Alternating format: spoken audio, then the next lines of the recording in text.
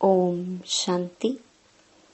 31 अक्टूबर 2024। बाबा के महावाक्य। मीठे बच्चे, ऑर्डर करो कि हे भूतों, तुम हमारे पास आ नहीं सकते। तुम उनको डराओ तो वह भाग जाएंगे। प्रश्न: ईश्वरीय नशे में रहने वाले बच्चों के जीवन की शोभा क्या है? उत्तर: सर्विस ही उनके जीवन की शोभा है। जब नशा है कि हमें ईश्वरीय लॉटरी मिली है, तो सर्विस का शौक होना चाहिए। परंतु तीर तब लगेगा जब अंदर कोई भी भूत नहीं होगा। दूसरा प्रश्न: शिव बाबा का बच्चा कहलाने के हकदार कौन हैं? उत्तर: जिन्हें निश्चय है कि भगवान हमारा बाप है। हम ऐसे ऊंचे ते ऊंचे बाप के बच्चे हैं, ऐसे नशे में रहने वाले लायक बच्चे ही शिव बाबा का बच्चा कहलाने के हकदार हैं। अगर कैरेक्टर ठीक नहीं, चलन रॉयल्टी की नहीं, तो वह शिव बाबा का बच्चा नहीं कहला सकते। ओम शांति। शिव बाबा याद है, स्वर्ग की बादशाही याद है। यहाँ जब बैठते हो तो दिमाग में आना चाहिए, हम बेहद के बाप के बच्चे हैं और नित्य बाप को याद करते हैं। याद करने बिगर हम वर्षा ले नहीं सकते। काहे का वर्षा? पवित्रता का। तो उसके लिए ऐसा पुरुषार्थ करना चाहिए। कभी भी कोई विकार की बात हमारे आगे आ नहीं सकती। सिर्फ विकार की भी बात नहीं, एक भूत नहीं, परंतु कोई भी भूत आ नहीं सकता। ऐसा शुद्ध अहंकार रहना चाहिए। बहुत ऊंच ते ऊंच भगवान के हम बच्चे भी ऊंच ते ऊंच ठहरे ना। बातचीत चलन कैसी रॉयल होनी चाहिए। बाप चलन से समझते हैं, यह तो बिल्कुल ही वर्थ नॉट अ पेनी है। मेरा बच्चा कहलाने का भी हकदार नहीं। लौकिक बाप को भी नालायक बच्चे को देख अंदर में ऐसे होता है। यह भी बाप है। बच्चे जानते हैं बाप हमको शिक्षा दे रहे हैं, परंतु कोई कोई ऐसे हैं जो बिल्कुल समझते नहीं। बेहद का बाप हमको समझा रहे हैं, वह निश्चय नहीं, नशा नहीं। तुम बच्चों का दिमाग कितना ऊंच होना चाहिए। हम कितने ऊंच बाप के बच्चे हैं। बाप कितना समझाते हैं, अंदर में सोचो हम कितने ऊंच ते ऊंच बाप के बच्चे हैं। हमारा कैरेक्टर कितना ऊंच होना चाहिए। जो इन देवी देवताओं की महिमा है, वह हमारी होनी चाहिए। प्रजा की थोड़े ही महिमा है, एक लक्ष्मी नारायण को ही दिखाया है, तो बच्चों को कितनी अच्छी सर्विस करनी चाहिए। इन लक्ष्मी नारायण ने यह सर्विस की है ना। दिमाग कितना ऊंचा चाहिए। कई बच्चों में तो कोई फर्क ही नहीं। माया से हार खा लेते हैं तो और ही जास्ती बिगड़ जाते हैं। नहीं तो अंदर में कितना नशा रहना चाहिए। हम बेहद के बाप के बच्चे हैं। बाप कहते हैं सबको मेरा परिचय देते रहो, सर्विस से ही शोभा पाएंगे, तब ही बाप की दिल पर चढ़ेंगे। बच्चा वह जो बाप की दिल पर चढ़ा हुआ हो। बाप का बच्चों पर कितना लव होता है, बच्चों को सिर पर चढ़ाते हैं। इतना मोह होता है, परंतु वह तो है हद का मायावी मोह। यह तो है बेहद का। ऐसा कोई बाप होगा जो बच्चों को देख खुश ना हो। माँ बाप को तो अथाह खुशी होती है। यहाँ जब बैठते हो तो समझना चाहिए बाबा हमको पढ़ाते हैं। बाबा हमारा ओबीडिएंट टीचर है। बेहद के बाप ने जरूर कोई सर्विस की होगी, तब तो गायन है ना। कितनी वंडरफुल बात है, कितनी उनकी महिमा की जाती है। यहाँ बैठे हो तो बुद्धि में नशा रहना चाहिए। सन्यासी तो हैं ही निवृत्ति मार्ग वाले, उन्हों का धर्म ही अलग है। यह भी अब बाप समझाते हैं। तुम थोड़े ही जानते थे सन्यास मार्ग को। तुम तो गृहस्थ आश्रम में रहते भक्ति आदि करते थे। तुमको फिर ज्ञान मिलता है, उनको तो ज्ञान मिलने का है नहीं।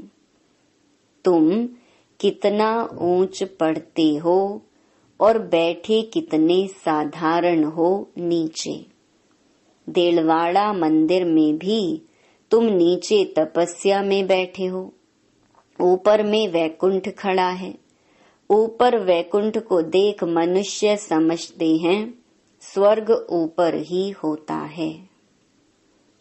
तो तुम बच्चों के अंदर में यह सब बातें आनी चाहिए कि यह स्कूल है, हम पढ़ रहे हैं।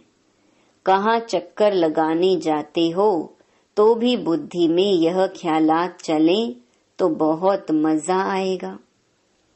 बेहद के बाप को तो दुनिया में कोई नहीं जानते। बाप के बच्चे बनकर और बाप की बायोग्राफी को ना जाने, ऐसा भुट्टू कभी देखा? ना जानने के कारण कह देते वह सर्वव्यापी है।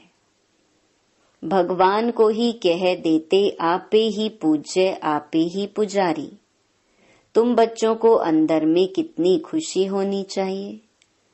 हम कितने ऊंच पूज्य थे, फिर हम ही पुजारी बने हैं। जो शिव बाबा तुमको इतना ऊंच बनाते हैं, फिर ड्रामानुसार तुम ही उनकी पूजा शुरू करते हो। इन बातों को दुनिया थोड़े ही जानती है कि भक्ति कब शुरू होती है। बाप तुम बच्चों को रोज रोज समझाते रहते हैं। यहाँ बैठे हो तो अंदर में खुशी होनी चाहिए ना। हमको कौन पढ़ाते हैं? भगवान आकर पढ़ाते हैं। यह तो कभी सुना भी नहीं होगा। वह तो समझते हैं गीता का भगवान श्री कृष्ण है, तो श्री कृष्ण ही पढ़ाता होगा। अच्छा, श्री कृष्ण भी समझो तो भी कितनी ऊंच अवस्था होनी चाहिए। एक किताब भी है मनुष्य मत और ईश्वरीय मत का। देवताओं को तो मत लेने की दरकार ही नहीं है। मनुष्य चाहते हैं ईश्वर की मत। देवताओं को तो मत लेने की दरकार ही नहीं है। मनुष्य चाहते हैं ईश्वर की मत। देवताओं को तो मत अगले जन्म में मिली थी, जिससे ऊंच पद पाया। अभी तुम बच्चों को श्रीमत मिल रही है श्रेष्ठ बनने के लिए। ईश्वरीय मत और मनुष्य मत में कितना फर्क है। मनुष्य मत क्या कहती है ईश्वरीय मत क्या कहती है, तो जरूर ईश्वरीय मत पर चलना पड़े। कोई से मिलने जाते हैं तो कुछ भी ले नहीं जाते, याद नहीं रहता किसको क्या सौगात देनी चाहिए। यह मनुष्य मत और ईश्वरीय मत का कॉन्ट्रास्ट बहुत जरूरी है। तुम मनुष्य थे तो आसुरी मत थी और अभी ईश्वरीय मत मिलती है, उनमें कितना फर्क है। यह शास्त्र आदि सब मनुष्यों के ही बनाए हुए हैं। बाप कोई शास्त्र पढ़कर आते हैं क्या? बाप कहते हैं, मैं कोई बाप का बच्चा हूँ क्या? मैं कोई गुरु का शिष्य हूँ क्या, जिससे सीखा हूँ? तो यह भी सब बातें समझानी चाहिए। भल यह जानते हैं कि बंदर बुद्धि हैं, परंतु मंदिर लायक बनने वाले भी हैं ना। ऐसे बहुत मनुष्य मत पर चलते हैं, फिर तुम सुनाते हो कि हम ईश्वरीय मत पर क्या बनते हैं, वह हमको पढ़ाते हैं। भगवान उवाच, हम उनसे पढ़ने जाते हैं। हम रोज 1 घंटा पौना घंटा जाते हैं।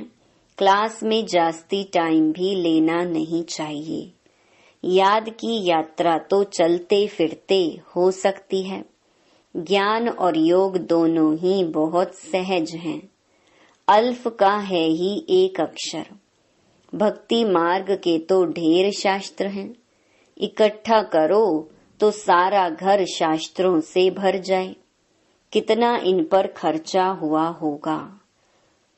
अब बाप तो बहुत सहज बताते हैं, सिर्फ बाप को याद करो तो बाप का वर्षा है ही स्वर्ग की बादशाही। तुम विश्व के मालिक थे ना, भारत हेवन था ना, क्या तुम भूल गए हो? यह भी ड्रामा की भावी कहा जाता है। अब बाप आया हुआ है, हर 5000 वर्ष बाद आते हैं पढ़ाने। बेहद के बाप का वर्षा जरूर स्वर्ग नई दुनिया का होगा ना। यह तो बिल्कुल सिंपल बात है।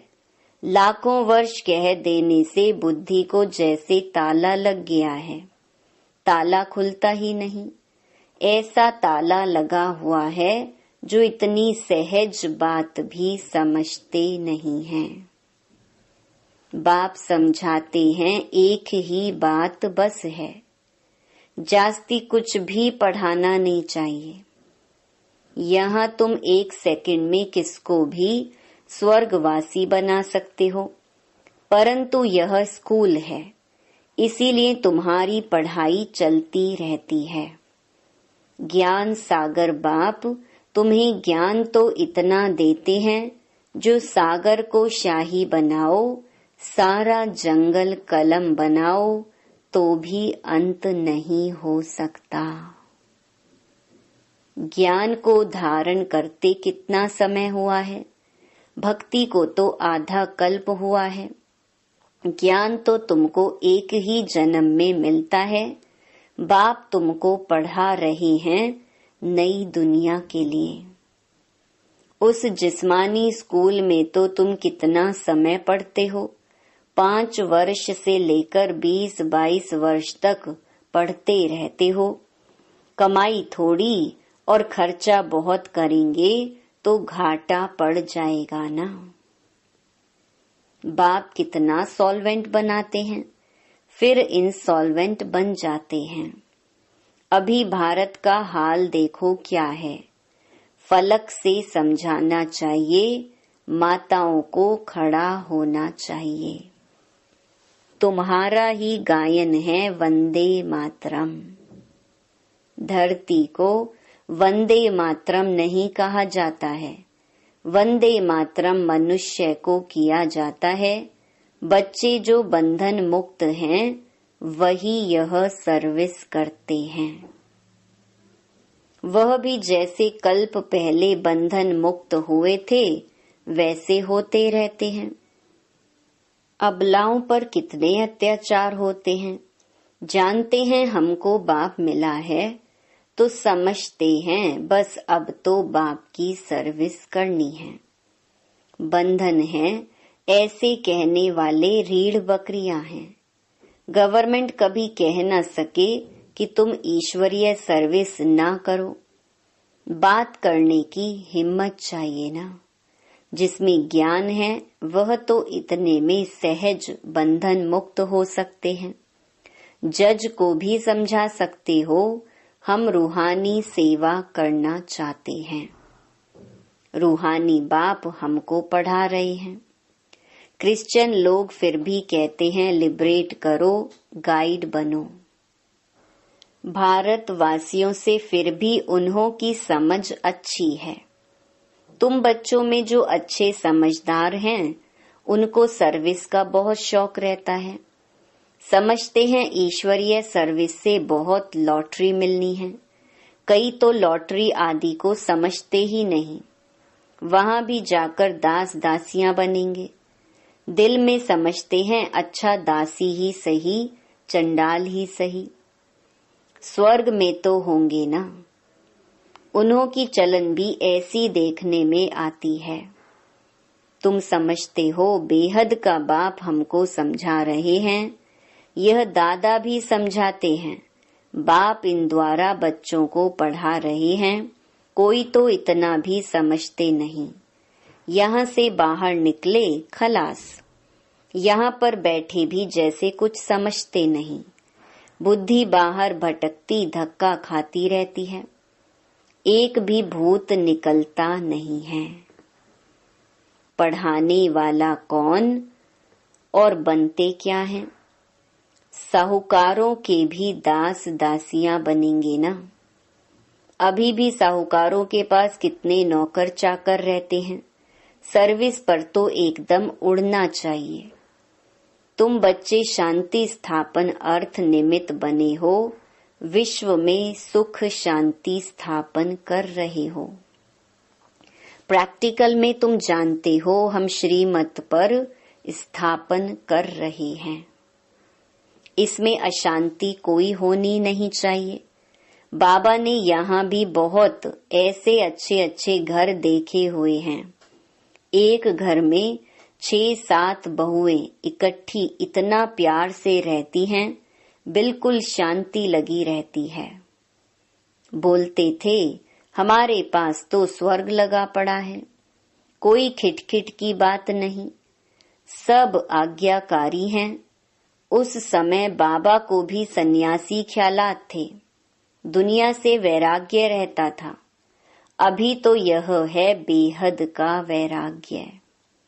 कुछ भी याद ना रहे। बाबा तो नाम सब भूल जाते हैं। बच्चे कहते हैं बाबा आप हमको याद करते हैं।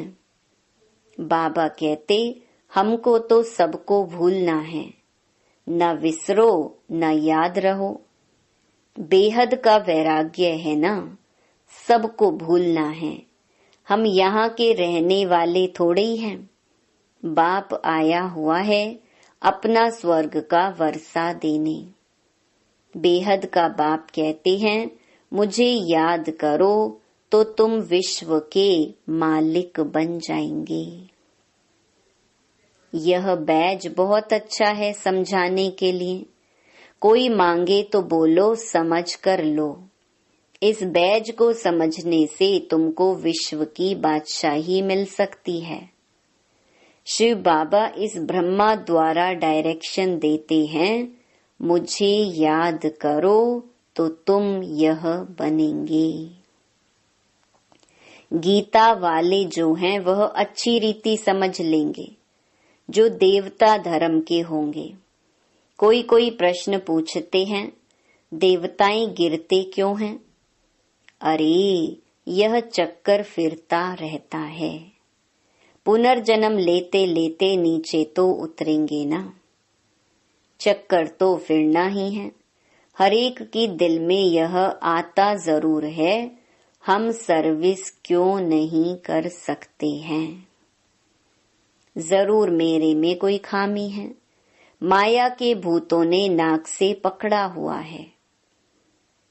अब तुम बच्चे समझते हो हमको अब घर जाना है, फिर नई दुनिया में आकर राज्य करेंगे। तुम मुसाफिर हो ना, दूर देश से यहाँ आकर पाठ बजाते हो। अभी तुम्हारी बुद्धि में है हमको अमरलोक जाना है। यह मृत्यु लोक खलास हो जाना है। बाप समझाते तो बहुत हैं, अच्छी रीति धारण करना है, इसको फिर उगारते रहना चाहिए। यह भी बाप ने समझाया है, कर्म भोग की बीमारी उथल खाएगी, माया सताएगी, परंतु मूंझना नहीं चाहिए। थोड़ा कुछ होता है तो हैरान हो जाते हैं। बीमारी में मनुष्य और भी भगवान को जास्ती याद करते हैं। बंगाल में जब कोई बहुत बीमार होता है तो उनको कहते हैं राम बोलो, राम बोलो। देखते हैं अब मरने पर है तो गंगा पर ले जाकर हरि बोल करते हैं, फिर उनको ले आकर जलाने की क्या दरकार है। गंगा में अंदर डाल दो ना, कच्छ मच्छ आदि का शिकार हो जाएगा, काम में आ जाएगा। पारसी लोग रख देते हैं तो वह हड्डियां भी काम में आती हैं। बाप कहते हैं तुम और सब बातें भूल मुझे याद करो। अच्छा, मीठे मीठे सिकी लधे बच्चों प्रति माता पिता बाप दादा का याद प्यार और गुड मॉर्निंग। रूहानी बाप की रूहानी बच्चों को नमस्ते। धारणा के लिए मुख्य सार। पहला, बंधन मुक्त बनकर भारत की सच्ची सेवा करनी है। फलक से समझाना है कि हमें रूहानी बाप पढ़ा रहे हैं, हम रूहानी सेवा पर हैं। ईश्वरीय सेवा की उछल आती रहे। दूसरा, कर्म भोग की बीमारी व माया के तूफानों में मूंझना व हैरान नहीं होना है। बाप ने जो दिया है उसे उगारते बाप की याद में हर्षित रहना है। वरदान, निराकार और साकार दोनों रूपों के यादगार को विधि पूर्वक मनाने वाली श्रेष्ठ आत्मा भव। दीपमाला अविनाशी अनेक जगे हुए दीपकों का यादगार है। आप चमकती हुई आत्माएं दीपक की लौ मिसल दिखाई देती हो, इसलिए चमकती हुई आत्माएं दिव्य ज्योति का यादगार स्थूल दीपक की ज्योति में दिखाया है। तो एक तरफ निराकारी आत्मा के रूप का यादगार है, दूसरी तरफ आपके ही भविष्य साकार दिव्य स्वरूप लक्ष्मी के रूप में यादगार है। यही दीपमाला देव पद प्राप्त करती है। तो आप श्रेष्ठ आत्माएं अपना यादगार स्वयं ही मना रही हो। स्लोगन, नेगेटिव को पॉजिटिव में चेंज करने के लिए अपनी भावनाओं को शुभ और बेहद की बनाओ। ओम शांति।